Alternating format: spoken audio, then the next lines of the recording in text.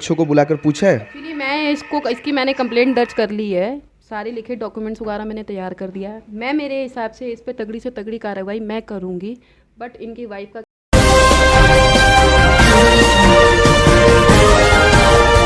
Delhi crime नज़र सब पर। या व्यक्ति को किसी प्रकार की परेशानी होती है तो सबसे पहले प्रशासन के पास जाता है या कोई ऐसी संस्था ढूंढता है जो निष्पक्ष हिसाब से उनकी समस्या का समाधान कर सके। और अभी हम लोग उपस्थित है Delhi crime national NGO gate के बाहर।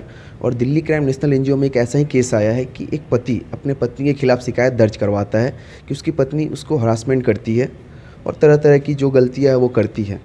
और हम लोग आज उपस्थित हुए हैं दिल्ली क्राइम नेशनल एनजीओ के पास, और जो दिल्ली क्राइम नेशनल एनजीओ की मैम है जो ये सब केस देखती है उनसे बात करेंगे कि आखिर ये समस्या क्या है और ये पूरा माजरा क्या है। हम उनसे बात करेंगे। और उसके साथ साथ दोनों पक्षों को बुलाया गया है दिल्ली क्राइम नेशनल एनजीओ में और दोनों की बात को रखा गया है। क्या सत्य है क्या असत्य है, इस विषय पे हम बात करेंगे। सबसे पहले ये जो युवक है इनसे हम बात कर लेते हैं। क्या नाम हुआ भैया आपका? सनी।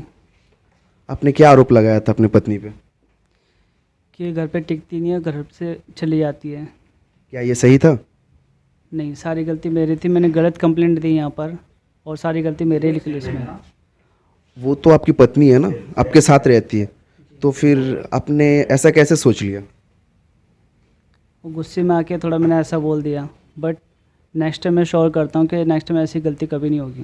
नहीं, जब आप बोल सकते हो उस पर ब्लेम कर सकते हो, नेक्स्ट टाइम आप कुछ और गलती भी कर सकते हैं ना। उसका जिम्मेदार मैं खुद हूँगा। और यहाँ पे नेशनल एनजीओ की जो मैडम उनसे बात करती कि पूरा माजरा क्या है। मैम, पूरा मैटर क्या है? एक्चुअली क्या है, इस लड़के का नाम सनी है। इसने कल मेरे को कंप्लेंट दी कि मेरी बीवी अत्याचार करती है, मेरे साथ रहती नहीं है, मेरे माँ बाप को परेशान करती है और मैं इस चीज़ को लेके काफ़ी परेशान हूँ, तो एक बार आप काउंसलिंग करके समझा दो। मैंने इनकी वाइफ से कांटेक्ट करा, इनको यहाँ बुलाया, तो कुछ आपत्तिजनक चीज़ें मैंने जो ऐसा देखा कि वाकई में कोई भी औरत बर्दाश्त नहीं करेगी और कोई भी औरत नहीं रहेगी।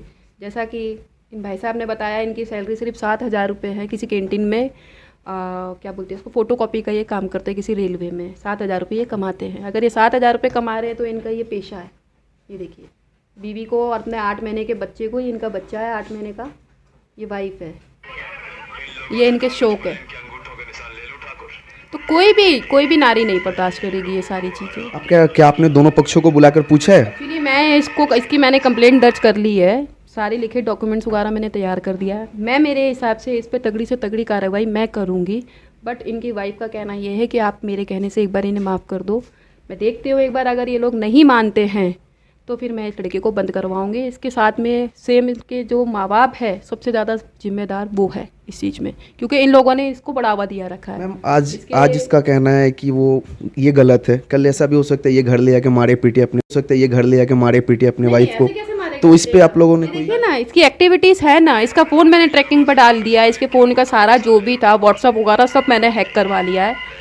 इसका ये फ्रेंड सर्कल देख के आपको पता ही चल रहा होगा, ये इसका कैरेक्टर, तो ये सब चीज़ें हैं ना। ये करेगा तो ये भुगतेगा। यार, अभी दिल्ली क्राइम नेशनल एनजीओ की तरफ से क्या निर्णय लिया गया इन लोगों के लिए? एक बार मैं चाहूँगी इनकी वाइफ से डायरेक्ट बात कर लें। जैसे कि वो इनकी वाइफ भी उपस्थित है, उनसे हम बात करेंगे। क्या नाम हुआ दीदी आपका? मेरा नाम एकता है। आपके हस्बैंड ने जो आपके खिलाफ कंप्लेन लिखवाई थी, इसमें कितनी सच्चाई है?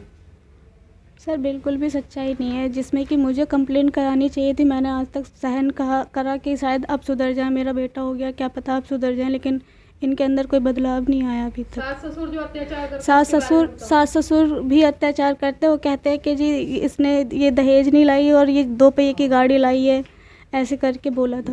तो आपके ऊपर जब अत्याचार हो रहा था आपको तब आवाज़ उठाना चाहिए था ना। यहाँ तो गलत आप भी है ना कि आपके ऊपर अत्याचार होता है, आप आवाज़ नहीं उठाती। आज आपके हस्बैंड आके आपके खिलाफ कंप्लेन करते हैं। मैं तो बच्चे के लिए इस वजह से ही नहीं मैंने अत्याचार सहा कि मैं शायद अब सुधर जाएं। इस बच्चे के लिए मैंने फिर भी नहीं कुछ कहा। अब मगर इन्होंने गलत कंप्लेंट लिखवाई है, इन्होंने ऑब्जेक्शन उठाया ना इस चीज़ का। तो जब मैडम के द्वारा कार्रवाई किया जा रहा है तो आप मना क्यों कर रही हैं? शायद अब सुधर जाएं। हर कोई चाहता है सर कि कोई अपने हस्बैंड को नहीं चाहता कि इतना कुछ करने को, मतलब मत करो ऐसा भी तो हो सकता है ना, आप यहाँ से जाए, आपके साथ इससे भी कुछ बुरा करे वो इन पे डिपेंड करता है। देखेंगे, वो लिख के देंगे अपने, सारी जिम्मेदारियां निभाएंगे तो ठीक है, वरना कार्रवाई तो आगे भी हो सकती है ना। मैम, मैं आपसे पूछना चाहता हूँ क्या निर्णय लिया दिल्ली क्राइम नेशनल एनजीओ ने? देखिए, बच्ची ये चाह रही है कि अभी किसी तरीके से कोई कार्रवाई नहीं की जाए, तो मुझे एक बार उसकी भी सुननी पड़ेगी, क्योंकि छोटा बच्चा इसके साथ में है और मुझे नहीं लग रहा है कि ये कहीं सुधरेगा, मुझे नहीं लगता।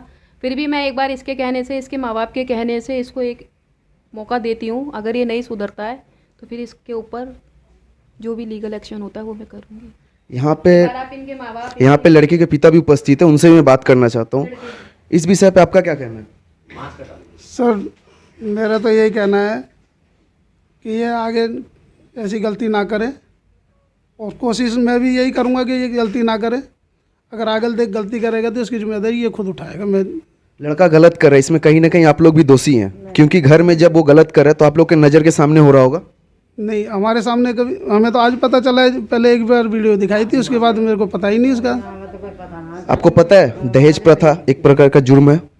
नहीं, दहेज के लिए हमने बिल्कुल मना कर दिया था। वो लेडीज़ का कहना है ना कि आप लोग कंटिन्यूस को बोलते हैं, ये गलत है या सही है? पूरे सब बिल्कुल मना कर दिया था। वो लेडीज़ का कहना है ना कि आप लोग कंटिन्यूस को बोलते हैं, ये गलत है या सही है? पूरे समाज के सामने बिल्कुल मना करा, हमने कुछ नहीं लिया, कोई बेड वगैरह कुछ नहीं लिया। अगर आपका लड़का उसके साथ कुछ दोबारा गलत करता है तो आप लोग क्या कहिएगा? नहीं, उसके साथ गलत होगा तो हम भी उसके साथ खड़े रहेंगे, लेकिन आगे हम ये कहीं भी रहे, हम इनके जिम्मेदार। क्या आप लिखत दे के जाएंगे कि वो उस महिला के साथ अगर कुछ गलत होता है उसके जिम्मेदार आप लोग भी होंगे? आपका लड़का गलत करेगा, आप भी गलत होंगे? नहीं, अगर लड़का गलती करेगा तो उसमें तो माँ बाप शामिल होते ही हैं, कि नाम तो बदनाम होता ही है। खैर, हम लोगों ने दोनों पक्षों से बात किया, उसके साथ साथ दिल्ली क्राइम नेशनल एनजीओ की जी मैम है, उनसे भी बात किया। यहाँ लड़की की माता भी उपस्थित है, उनसे भी बात करते हैं। मैम, आपके लड़की के साथ जिस प्रकार से अत्याचार होता है, आप लोगों ने कभी कंप्लेन नहीं करवाया? मैंने चाहा नहीं, मैं क्या करवाती कि मेरा आदमी सीधा है और इतना कमाता भी नहीं। 3 बेटियां, ये 7 साल का मेरा बेटा है छोटा, इसलिए मैं कमज़ोर पड़ती रही। आपकी लड़की ने कभी आपको बताया कि दहेज के लिए उसके सास ससुर उसको टॉर्चर करते हैं? बोलती थी, मैं कहा बेटा कोई बात नहीं, बर्दाश्त कर। आपके बेटी के साथ इससे ज़्यादा गलत भी हो सकता था, तब आप लोग क्या करती? फिर तो कोशिश करके नहीं, फिर करना पड़ता कुछ। अभी क्या चाहती, कार्रवाई हो उस पर? अब मैं सोच रही हूँ कि अभी घर बिगड़ जाएगा, कुछ नहीं, मैं कहाँ से करूँगी फिर। इसलिए मैं ये सोच रही हूँ कि अभी मौका दे दो एक सुधरने का, सुधर भी जाए, सुधर सकते। हम लोगों ने दोनों पक्षों से बात किया और दिल्ली क्राइम नेशनल एनजीओ की जो मैडम है उनका कहना है कि वो दोनों पक्षों की बात सुनकर वो लेटर लिखवा ले रही है लड़के से कि वो अगर किसी प्रकार से दोबारा लड़की को प्रेरित करता है, उसको कष्ट देता है, तो उसके ऊपर कानूनी कार्रवाई की जाएगी। और ख़ास करके ऐसी खबरों को देखने के लिए देखते रहिए दिल्ली क्राइम न्यूज़, नज़र सब पर। जय हिंद।